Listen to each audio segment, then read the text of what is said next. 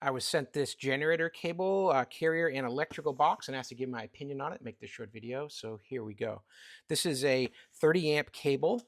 It's got the appropriate thickness of the strands in here to hold 30 amps of power.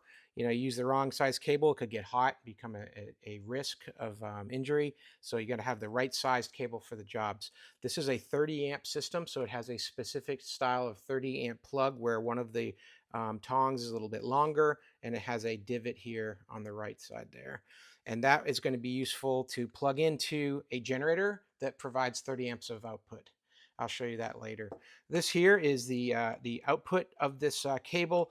You're going to be plugging into the similar 30 amp style plug, and then you can use this threaded portion here to tie it down, lock it right in place so you don't have any water getting in there. You don't have any chance that it'll unplug.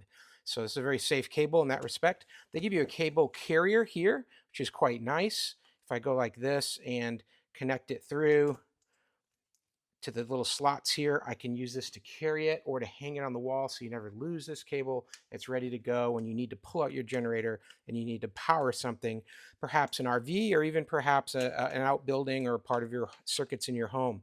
And you do that with this connection box here. This electrical box has all the mounting hardware you might need, and it's got all the connection points you might need. There's one on each side of the box, there's one on the back, and then there's even one on the bottom. So depending on where your cables need to come into the box, you've got choices there. And then this opens up like this, so I can connect this end here from the end of the cable, and then I can push down on this black portion and thread it on, get that in a nice safe configuration. I'm ready to power this box here, and then the other end going into my generator. The whole thing is nice and sealed. It's got a spring-loaded top here that keeps it with some friction hold on it. It's got foam in here as well, so when you lock it in place, keeps the water out, keeps the bugs out. So it's all ready to go next time you've got to connect it up. Let's show you how this plugs here into my generator and see how it works. And here we are with my portable generator. And in this scenario here, you've got different options for type of plugs. You got to make sure you've got one that's got that 125 to 250 volt system with 30 amps per plug. So, you know, you might have one that has a 120 style or the other one that has the 30 style. You're going to need to plug that into the 30 amp connection point.